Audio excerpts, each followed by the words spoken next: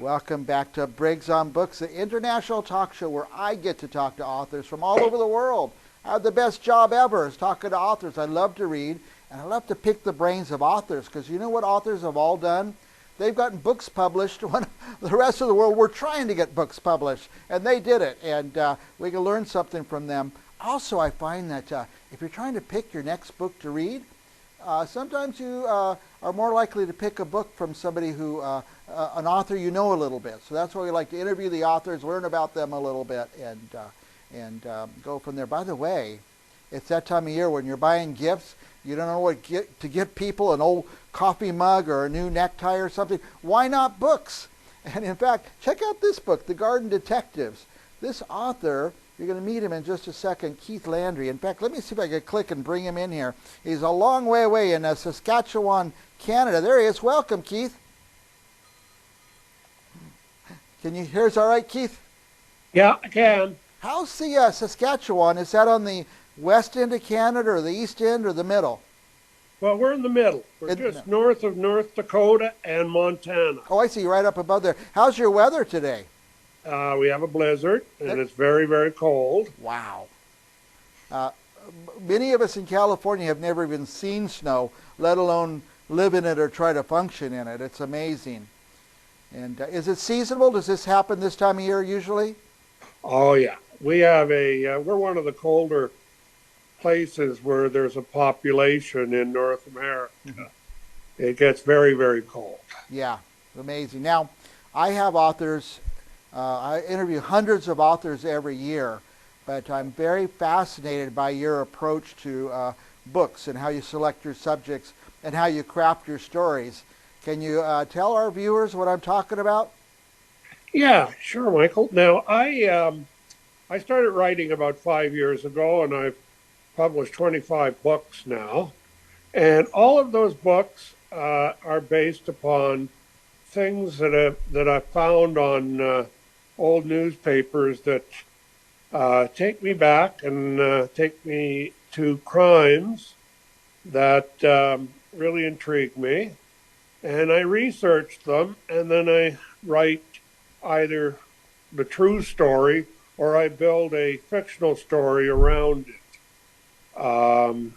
It's just so fascinating getting in and learning about it. And one of the things is that journalists were far more, they reported far more of the story, and they wrote as if they were in the theater and talking to people. Interesting. By the way, would you say I'm going to learn something from each book I read that I didn't know before? Some historical thing? Well, I think you will. One of the things that I've learned is that our justice system has evolved to a much fairer system than it did previously. I just finished researching. I'm going to be publishing another book with a whole bunch of crime stories in it. And I just finished researching one in which an 18-year-old that was deemed dull in those days by authorities that looked at his mental capacity, and it didn't result in him having charges reduced, or he ended up being sentenced to be hanged. So it's intriguing what people thought in those days about those the people that got into trouble. So. Yeah, amazing, interesting. Now, are these all Canadian stories? They're all Canadian stories. Yes, I've stuck to writing about things in Canada because I understand the law a little bit better here, and the culture and our society much better than yours. So. Yeah, we definitely don't understand ours. So, you know, our president, we just elected a president that's a felon. I don't know what's going on here. Well, I won't be researching his case. Now, first of all, I'm just fascinated by your approach. You know, people want to be an author or write, you know, and they've never written. What a great way to get into it. Find an old story that really happened, research it, and build a story around it. But there's something else that I find very interesting. Now, Keith, I'm 65. I have not published a book. Is it too late for me? No, I started at 70 and I've published 25 since. 25 And books. I have a play on the go, and I have, I'm now into writing short stories. And no, it's never, it's all about how you want to use your skills and talents and your time. Yeah. Now, you have my head spinning a little bit. You started at 70. Yeah. And how many books have you published?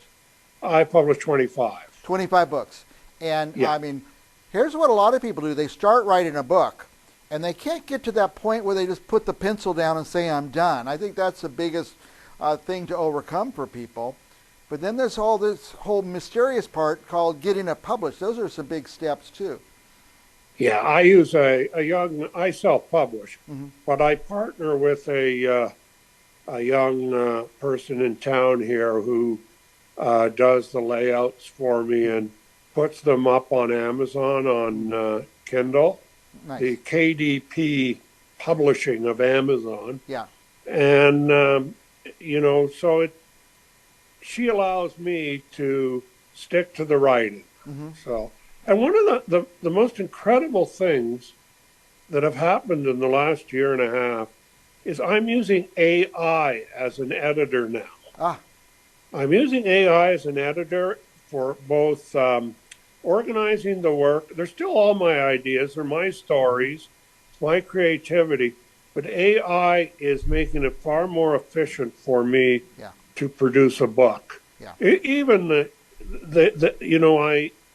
I use AI to get my covers, to produce my covers. So it's just a wonderful addition to the craft. Wow, it's amazing to hear that. I have seen books. I see books published by Simon and Schuster, and there's errors. You find spelling errors, grammar errors, punctuation errors. So I wonder if AI will get you past all that. I'm sorry, I missed that, Michael. So AI can get in there and get you past all that. Yeah, but you know something? I still put it through. My wife's my editor. So after AI, my wife proofs it, and she will find the odd thing that needs to be worked out. And but what it does, again, it allows me to focus on my creativity and my writing. Yeah. Now I don't have to worry about spelling mistakes. Right. Your wife edited your work before AI, and does she see a big difference after AI?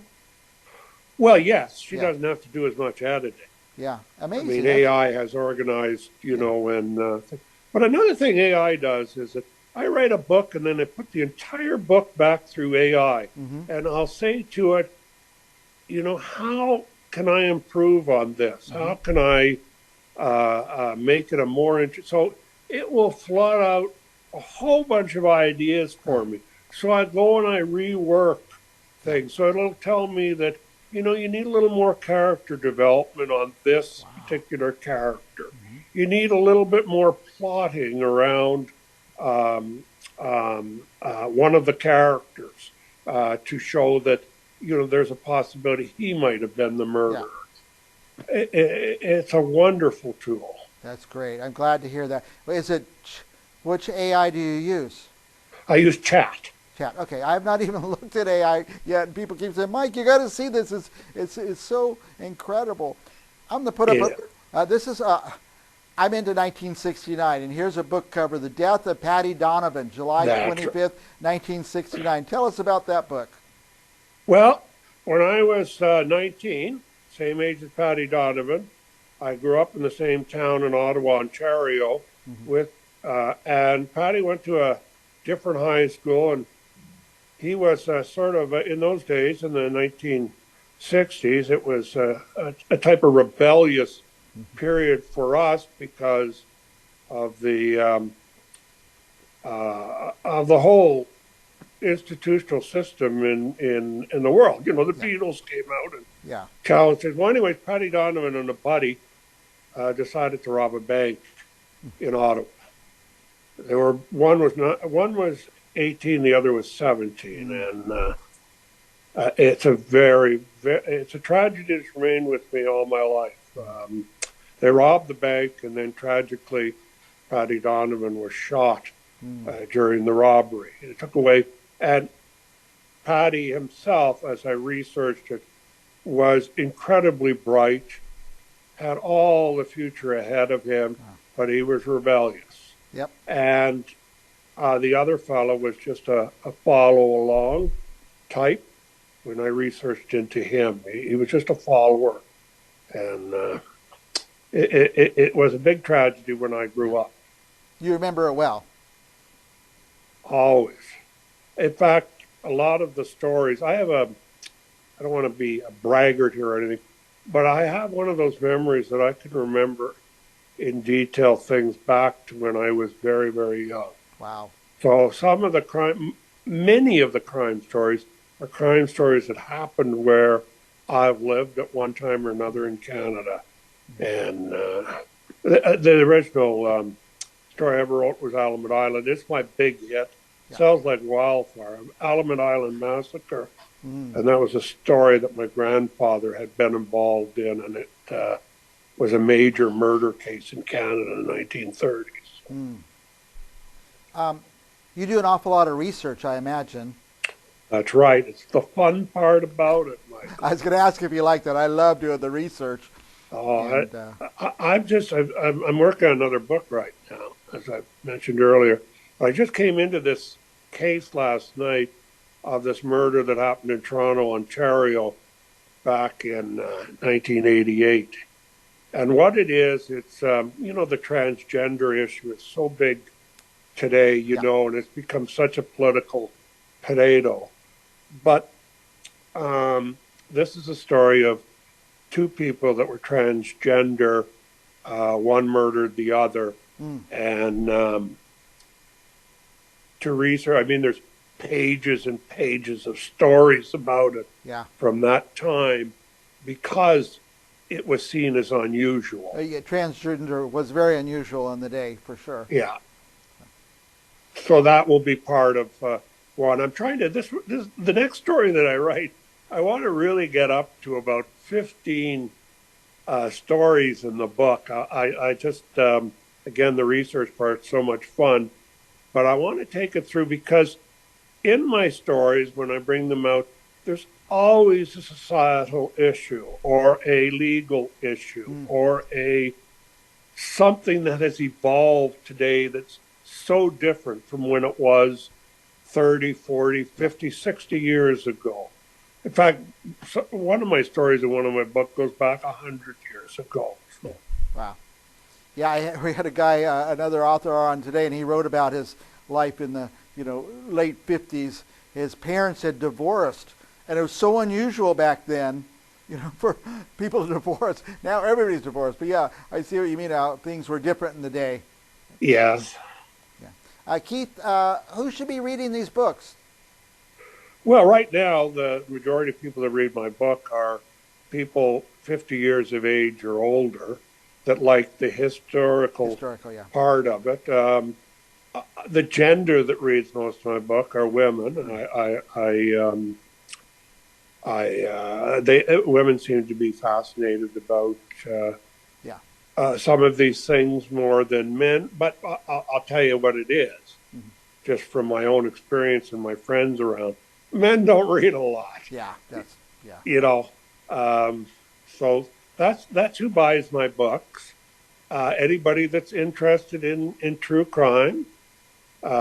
People that go on will read will see that most of my books listed on Amazon are 4.5 out of 5 rated by Yeah. readers. They like them. Yeah.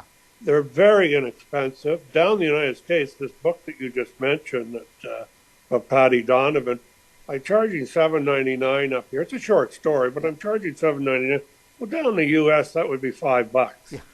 So my books are very, very inexpensive, and they're easy to read. Again, if people go through and read what other people have said, they like it. It's leisure reading. It's enjoyable, Yeah. and it's fun. Well, I like a book where it could be a story, but still covers something historical. I like those. I like those a lot. And also I like to read, like, my time period from the 50s to the 80s, and I like those. So you'll never run out of books to read by Keith Landry, I believe. So, No, and I keep writing. yeah. I'm going to probably have 2 or 3 more out Nice. by April. So wow. Now, I hinted this in the beginning. It's that season where we give gifts, and you never know what to give people.